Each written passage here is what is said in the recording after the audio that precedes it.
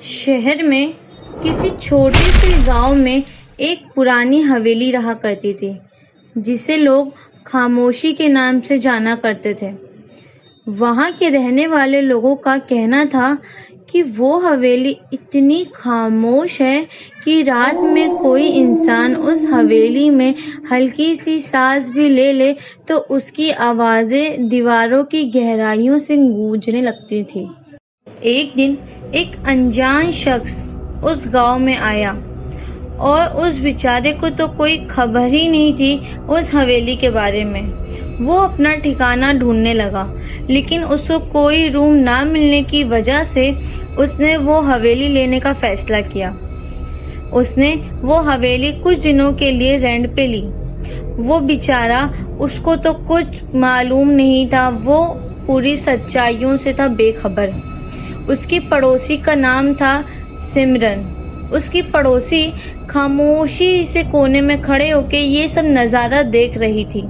वो देख के घबरा तो गई, क्योंकि उसको मालूम था कि आगे जाके इस लड़के का क्या अंजाम होने वाला है, क्योंकि उसे तो कोई सच्चाई का अंदाज़ा ही नहीं था। लेकिन उसने अपना मुंह बंद रखा कि कहीं उसके कुछ बोल देने से वो लड़का नाराज़ हो गया या फिर उसने शिकायत उस हवेली के मालिक को बोल दी तो क्या होगा। वो खामोश रही। उसने एक प्लान बनाया, क्योंकि वहाँ के लोग इतना उस हवेली से डरा करते थे, वहाँ के लोगों के दिल में इतना खौफ हो गया था कि किसी के जाने की हिम्मत नहीं थी उस हवेली के अंदर। तो उसने धीरे धीरे उस शख्स से दोस्ती करने का प्लान बनाया। दोस्ती करते करते थोड़ा बहुत उस हवेली के बारे में मालूम चलता था, लेकिन कुछ खास नहीं। क्या सच में उस हवेली में ऐसा कुछ था, या सिर्फ ये कहानी किस्से का खेल? दिन गुजरने के साथ साथ गांव में अजीबोगरीब घटनाएं होना शुरू हो गईं। गांव के लोगों को ये कहना था कि रातों में अजीब किस्म की आवाज़ें सुनाई देती थी, जैसे कोई रो रहा हो तड़प तड़प के, या अगले ही पल हंस रहा हो। गांव के लोगों ने फैसला किया कि अब कोई अगर रात में आवाज़ें आई तो हम सब बाहर निकल के देखेंगे, क्योंकि किसी में अकेले निकल के देखने की रातों में हिम्मत नहीं थी। उन लोग ने फैसला किया। वहाँ उसमें शामिल सिमरन भी थी। रातों को आवाज़ आना शुरू हुई, बाहर लोग निकलना शुरू हुए। सिमरन, गांव के काफ़ी लोग बाहर निकलने लगे। काफ़ी देर के बाद उन्होंने ढूंढा, यहाँ वहाँ गए, कुछ नज़र ना आया। उन लोग सोचे कि शायद ये हमारा वहम है। फिर उन लोग घर जाते तो वापस वही चिल्लाने की आवाज़ें, हंसने की आवाज़ें, सिसकने की आवाज़ें। आखिर क्या था ये सब?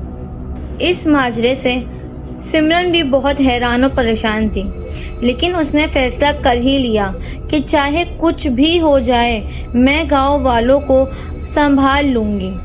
और उसने गांव के लोगों को समझाने की कोशिश करना शुरू कर दी कि हो सकता है ये सब आप लोग के दिल और दिमाग का वहम चल रहा हो।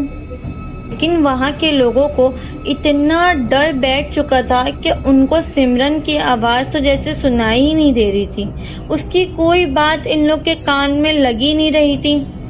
जब बात हद से ज़्यादा बढ़ गई और हवेली में रहने वाला लड़का भी अब किसी को ना दिखाई देता, ना उसके बारे में कुछ मालूम चलता, तो सिमरन ने अब ठान लिया, चाहे कुछ हो जाए, अब मैं इस हवेली का राज फाश करूँगी।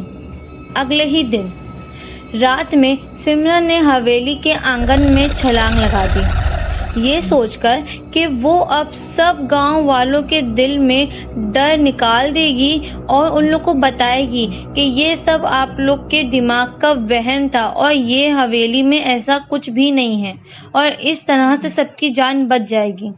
सिमरन ने थोड़ा इधर उधर देखा, लेकिन वहाँ कोई नज़र ना आया। उसने उस दोस्त को, वो जो लड़का था, उसको आवाज़ें भी लगाई, लेकिन कोई फ़र्क नहीं हुआ, कोई सामने नहीं आया। सिमरन बहुत खुश हुई कि उसको यकीन जो था कि इस हवेली में कुछ नहीं है, वो उसका यकीन सच हुआ। वो गांव को लोगों को बताने के लिए हवेली की सच्चाई वो दौड़ी गांव की तरफ हवेली से निकलकर। लेकिन क्या हुआ उसके बाद? वो वहां से लौटकर वापस आई तो उसने क्या देखा?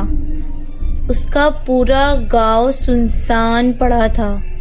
सब के सब घर जल के राख हो चुके थे और सबसे बड़ी बात तो उसमें ये थी जो चौंका देने वाली थी कि कोई एक दूसरे को बचा ही नहीं रहा था और ना बचाने की कोशिश कर रहा था।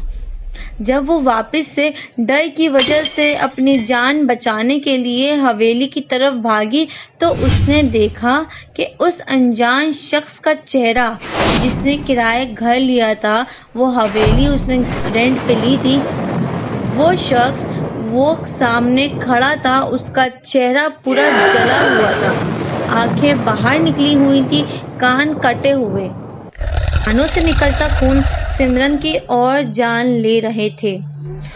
वो शख्स कह रहा था कि मैंने तुम्हें पहचान लिया। तुम चाहती हो ना कि मैं तुम्हारा दोस्त बन जाऊं? हाँ, तुम यही चाहती हो कि मैं तुम्हारा दोस्त बन जाऊं। तुम चाहती तो तुम यहाँ से भाग जाती। गांव जलता देख के, गांव को लोगों को जलता देख के तुम यहाँ से भाग सकती थी, लेकिन तुमको मुझसे दोस्ती करनी थी ना सिमरन। आओ मेरे पास आओ, अब तुम भी मेरी तरह बनोगी। उस आत्मा ने सिमरन के बाल पकड़े और नोचते हुए कमरे में लेकर गया। सुनसान गांव में सिमरन की दर्दनाक चीखों ने दहला के रख दिया पूरे गांव को। फिर वो गांव वापस से एक खामोशी का गांव बन गया, हमेशा के लिए।